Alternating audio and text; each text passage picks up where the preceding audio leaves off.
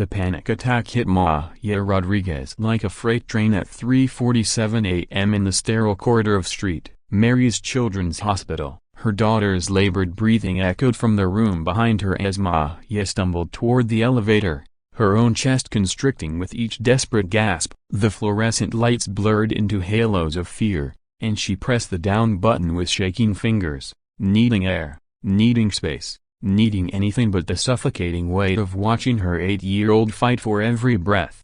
Marcus Thompson had been mopping these same floors for 3 years, every night from midnight to 8, moving like a ghost through the hospital's quiet towers. He'd perfected the art of invisibility. A maintenance staff often were invisible anyway, but tonight, as the elevator doors slid open on the 7th floor, he saw something that made him pause mid-stride. A woman stood with her back pressed against the wall, her designer suit wrinkled and her usually perfect hair falling in disheveled waves around her shoulders. She was hyperventilating, her manicured hands clutching at her throat, and Marcus recognized the look immediately. He'd seen it in his own mirror too many times during those first months after Sarah died, leaving him to raise 6-year-old Emma alone.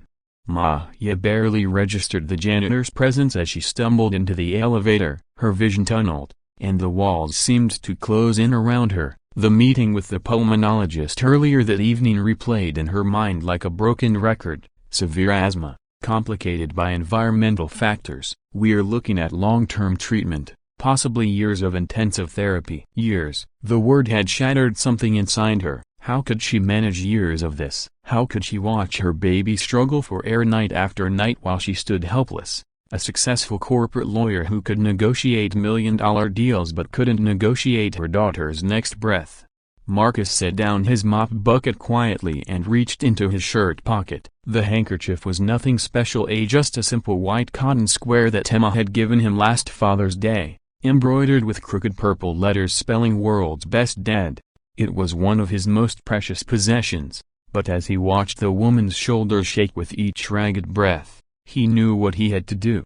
Without a word, he stepped forward and gently placed the handkerchief in her trembling hands. Maya's eyes snapped up, meeting his kind brown gaze for just a moment. She wanted to speak, to say thank you, to explain, but her throat felt sealed shut. Instead, she pressed the soft fabric to her face, and something about its warmth, its gentle scent of fabric softener and childhood innocence, began to slow her racing heart.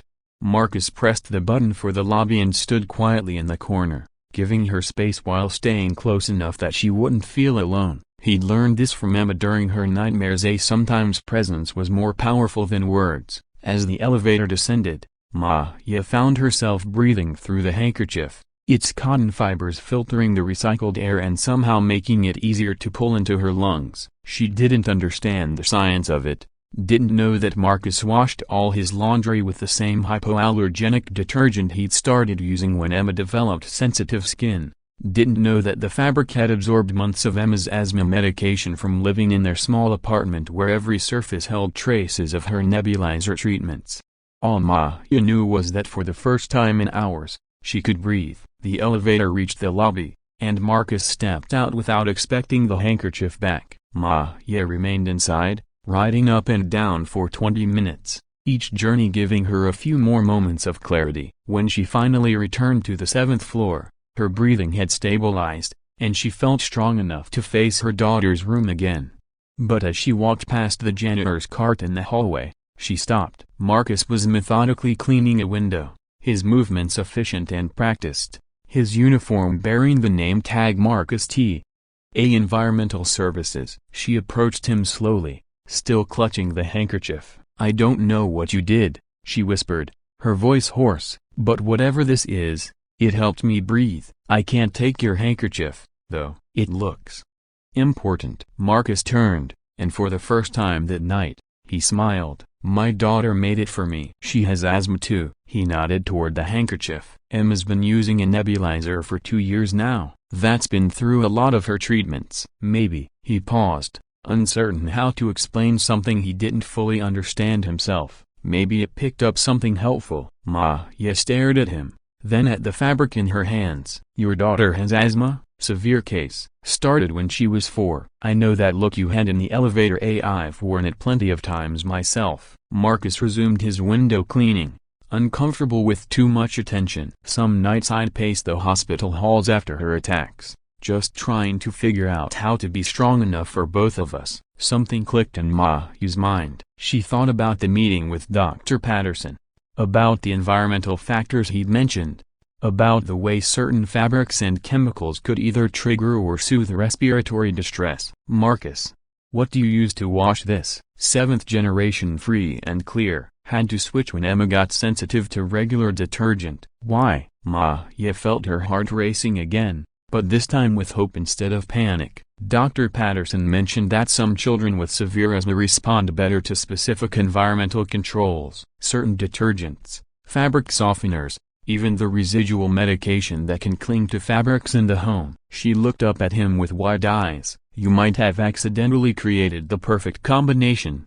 Over the next 20 minutes, standing in that hospital hallway at 4 in the morning, two strangers discovered they shared more than just sleepless nights. Marcus told her about the challenges of being a single father to a child with chronic illness, about the medications and the emergency room visits and the constant fear. Ma shared her own terror, her guilt at having to travel for work while Sophia struggled, her feelings of helplessness despite all her professional success.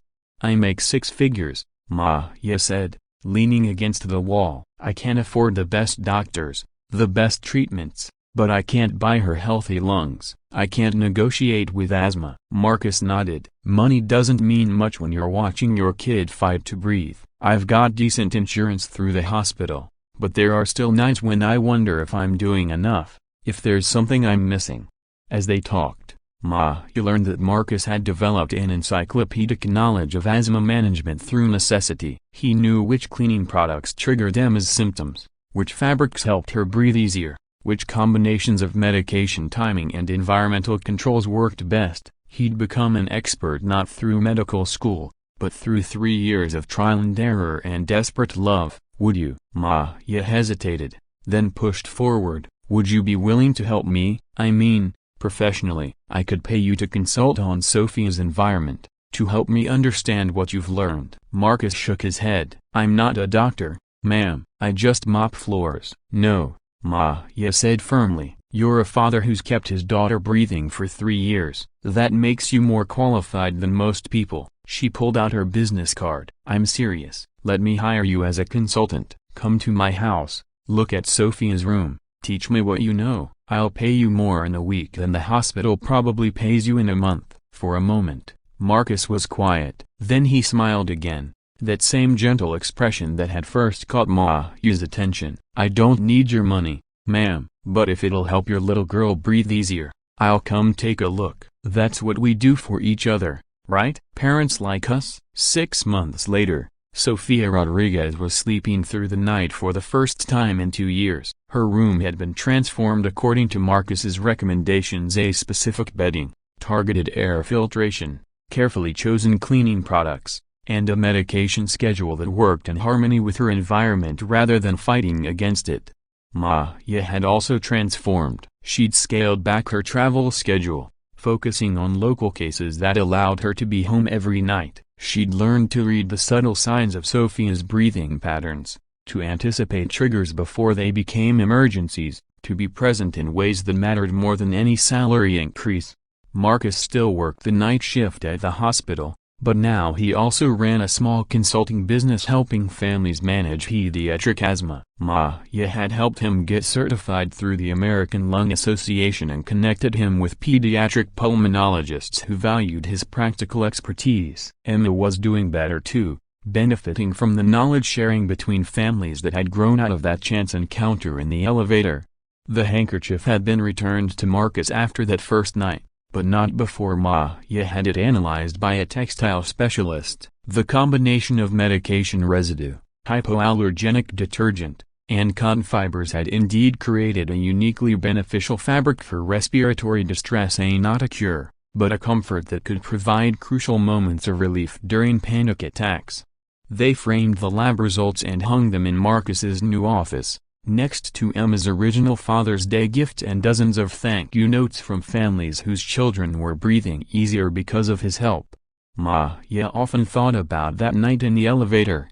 About how a simple act of kindness from a stranger had not only helped her breathe but had opened her eyes to a completely different way of approaching Sophia's illness. She'd been so focused on finding the most expensive doctors and the most advanced treatments that she'd overlooked the wisdom that came from lived experience, from the quiet expertise of a father who'd spent 3 years learning how to keep his daughter alive. The last time she visited Marcus's office, she brought Sophia with her. The 80-year-old ran straight to Emma, and the two girls compared their inhalers and shared stories about their breathing adventures, as they'd started calling their asthma management routines. Watching them, Mayan understood something she'd missed during all those panicked nights in the hospital. Healing didn't always come from the places you expected. Sometimes it came from a janitor with gentle eyes and a handkerchief embroidered with crooked purple letters. Sometimes it came from strangers who became family because they understood your fears without explanation. Sometimes it came from the simple recognition that none of us have to breathe alone.